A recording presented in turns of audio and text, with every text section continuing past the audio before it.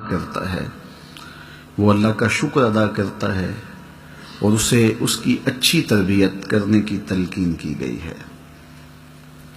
اولاد چونکہ اگر صالحہ ہوگی تو ماں باپ کے لیے قلب کا قرار اور روح کی تسکین ہوگی، اور اگر نیک نہیں ہوگی، اچھے اخلاق اور کردار کی حامل نہیں ہوگی تو والدین کے لیے شرمندگی، ندامت، ذلت اور رسوائی کا سبب ہوگی۔ اس لیے قرآن مجید میں انبیاء علیہ السلام کی دعائیں مذکور ہیں۔ ان میں انہوں نے جب اللہ سے اولاد مانگی تو اولاد صالحہ مانگی کہ اے اللہ نیک اولاد ہمیں عطا کر دے، تو ہمیں بھی نیک اولاد اللہ سے طلب کرنی چاہیے، اور نیک اولاد طلب کرنے کے لیے با ہمت اور با کردار اور با اخلاق اولاد طلب کرنے کے لیے کسی صالحہ خاتون سے نکاح کرنا چاہیے۔ زمانہ جاہلیت کا ایک شاعر ہوا ہے ابو الاسود الدؤلی۔ ایک دن اپنی اولاد سے اس نے کہا کہ میں تمہارے اوپر احسان کیے ہیں، تمہارے پیدا ہونے سے پہلے بھی اور تمہارے پیدا ہونے کے بعد بھی۔ تو اولاد نے کہا کہ ہمارے پیدا ہونے کے بعد ہمارے اوپر کیے گئے احسانات تو سمجھ میں آتے ہیں، لیکن ہمارے پیدا ہونے سے قبل جو آپ نے ہمارے اوپر احسان کیے ہیں وہ کیا ہیں؟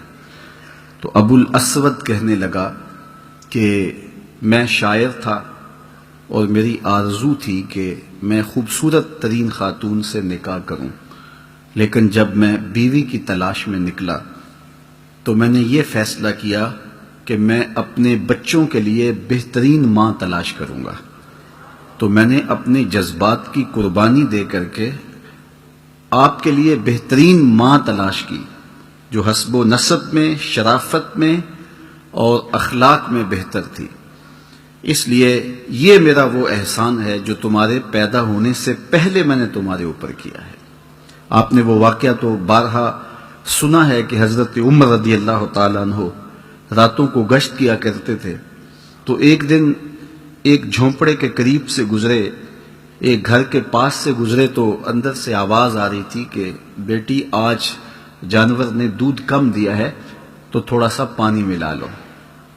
تو بیٹی کہہ رہی تھی کہ امیر المومنین نے اس سے منع کیا ہے۔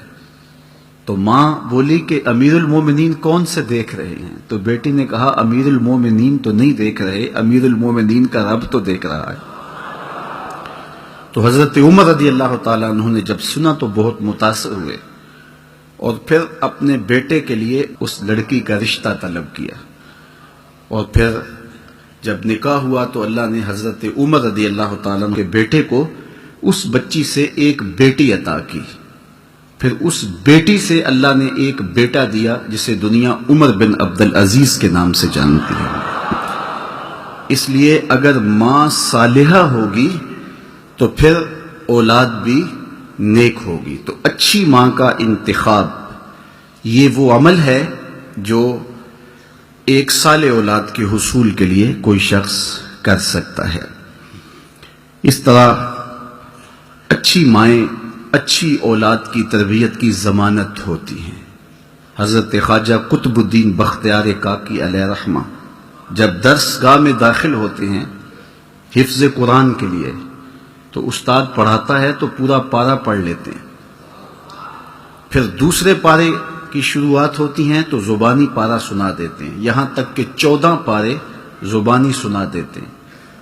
کہا کہ مجھے یہاں 15ویں پارے سے شروع کیجئے، تو استاد کہتا ہے کہ بیٹے جس درس گاہ سے 14 پارے حفظ کیے تھے وہیں سے بقیہ قرآن مجید کی تکمیل بھی کر لی ہوتی۔